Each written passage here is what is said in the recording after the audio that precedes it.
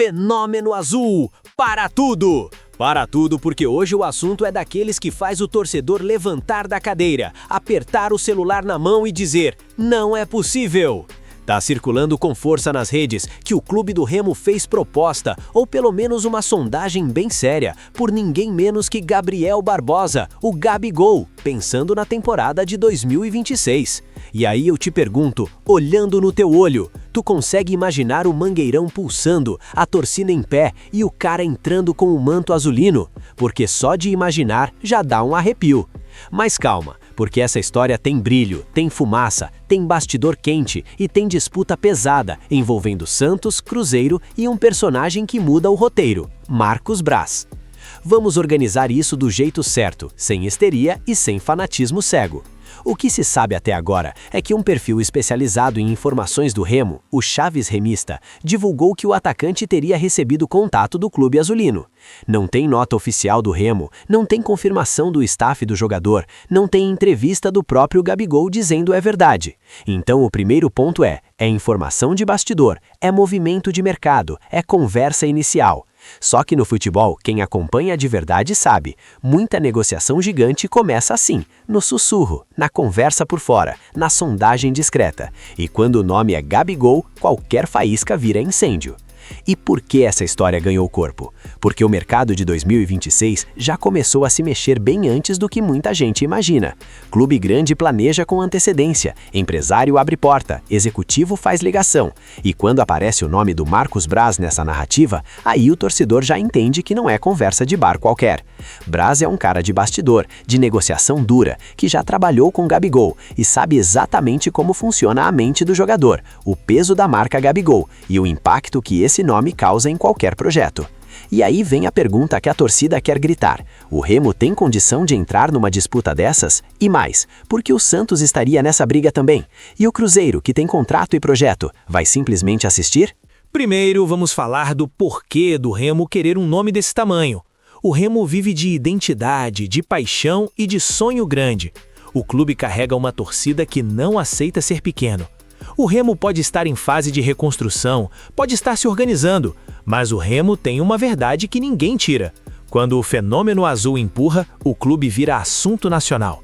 E um nome como Gabigol não é só um atacante, é mídia, é camisa vendida, é patrocinador interessado, é holofote, é jogo no Mangueirão com clima de final, é pressão, é aura, é impacto imediato na moral do time e da torcida. Só que, ao mesmo tempo, é custo alto, é cobrança diária, é vestiário que muda, é risco de virar um circo se não tiver planejamento. E aqui eu já vou ser direto. Contratação midiática sem estrutura vira bomba relógio. Mas se tiver projeto, se tiver organização e se tiver responsabilidade, pode virar o maior movimento do futebol do Norte nos últimos tempos. Agora entra a parte do Santos. Por que o Santos aparece nessa disputa? Porque o Santos é clube de tradição, de camisa pesada, de formação de craques, e quando ele precisa se reerguer, ele costuma buscar nomes que deem resposta rápida. Gabigol já teve ligação com clubes grandes, já foi protagonista, já foi decisivo em Libertadores, em Brasileiro, e isso dá a ele um selo, ele entrega impacto. O Santos sabe que um nome assim puxa a torcida, puxa a imprensa, puxa patrocinador, puxa projeto.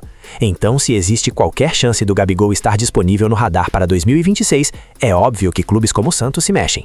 O problema é, o Remo, para entrar nessa guerra, precisa oferecer algo que não é só dinheiro. Precisa oferecer ambiente, protagonismo, amor de torcida e, principalmente, um projeto que convença o jogador de que ele não vai estar fugindo do eixo, e sim liderando um movimento histórico.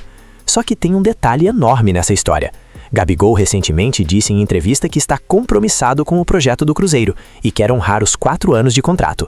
Isso pesa, porque no futebol, quando o jogador fala isso publicamente, ele está mandando um recado. Pode ser recado para o torcedor, pode ser recado para o clube, pode ser recado para o mercado. E aí é que mora a malícia do bastidor. Dizer estou comprometido não significa que não exista conversa. Significa que se existir conversa, ela vai ser tratada com muito cuidado, porque a imagem do jogador também está em jogo. E Gabigol é um cara de imagem, de marca, de repercussão. Ele sabe que cada frase vira manchete. Então, qual é o cenário realista? O cenário realista é o seguinte: se o Remo sondou, ele está testando temperatura, está dizendo, existe interesse, existe possibilidade, o que te faria considerar? E quando um executivo como Marcos Braz entra, ele não entra para brincar, ele entra para abrir porta. Ele tem história com Gabigol, conhece o entorno, sabe onde tocar. E isso é um ponto forte para o Remo, porque negociação não é só número, é relacionamento, é confiança, é argumento. Braz pode vender um projeto com narrativa poderosa. Tu vai ser o cara que mudou a história do Norte. Tu vai ser o ídolo de uma nação apaixonada. Tu vai virar símbolo de uma revolução no Remo.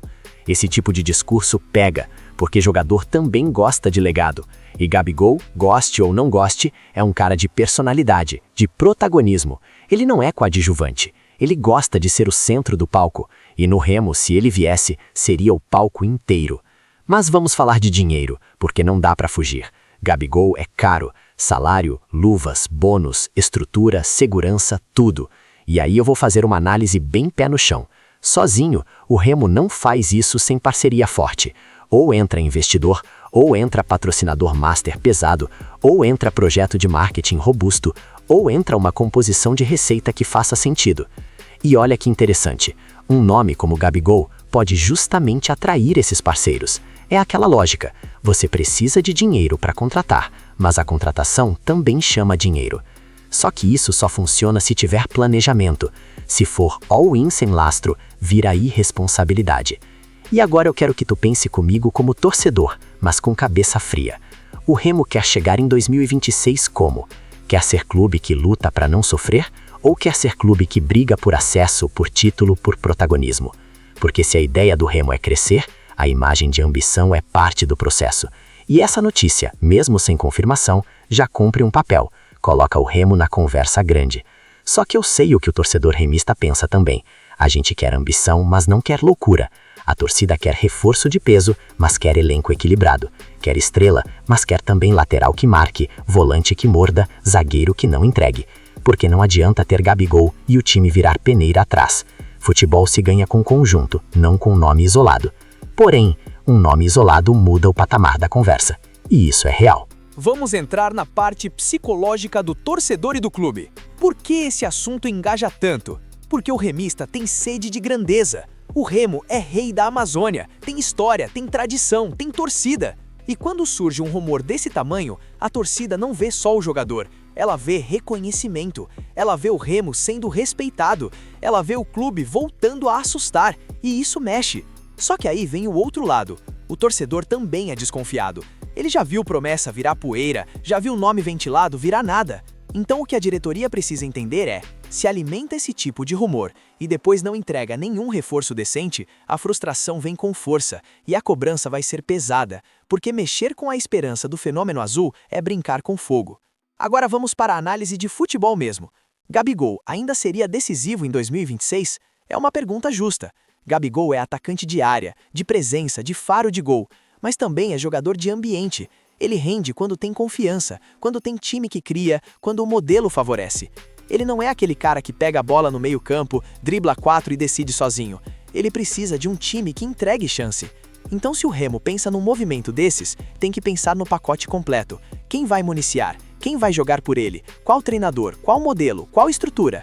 Porque se vier Gabigol e o time não criar, ele vai virar alvo, vai virar meme, vai virar cobrança. E aí a mídia nacional, que hoje dá holofote, amanhã dá pancada. E o Remo tem que estar preparado para esse jogo. E o Santos nisso tudo? O Santos tem um diferencial, está no eixo, tem mídia mais constante, tem vitrine maior, tem tradição de lançar e recuperar jogadores. Isso pesa na balança do Gabigol. Mas o Remo tem um diferencial que pouca gente entende fora de Belém. O Remo tem uma torcida que abraça e transforma jogador em ídolo muito rápido. E para o atleta que quer carinho e protagonismo, isso é ouro. Em São Paulo, a cobrança é diária e fria. Em Belém, a cobrança é intensa, mas o amor também é gigante. E tem outro ponto. No Remo, Gabigol seria o rei. No Santos, ele pode ser mais um grande nome. No Remo, ele seria o projeto. Isso muda a conversa. Agora vamos ser sinceros. A maior barreira chama-se contrato e contexto. Se ele está vinculado ao Cruzeiro e comprometido com um projeto, qualquer saída envolve negociação complexa. Pode envolver multa, pode envolver acordo, pode envolver mudança de cenário. E por isso o rumor fala em 2026, não em agora, porque 2026 abre janela de planejamento. Se o cenário mudar, se o jogador quiser, se o clube topar. É futuro. E futuro no futebol é uma eternidade. Em 6 meses muda tudo, em 1 ano muda tudo, em 2 anos parece outro planeta. Por isso, a notícia pode ser real como sondagem e ainda assim não virar nada. E isso é importante o torcedor entender.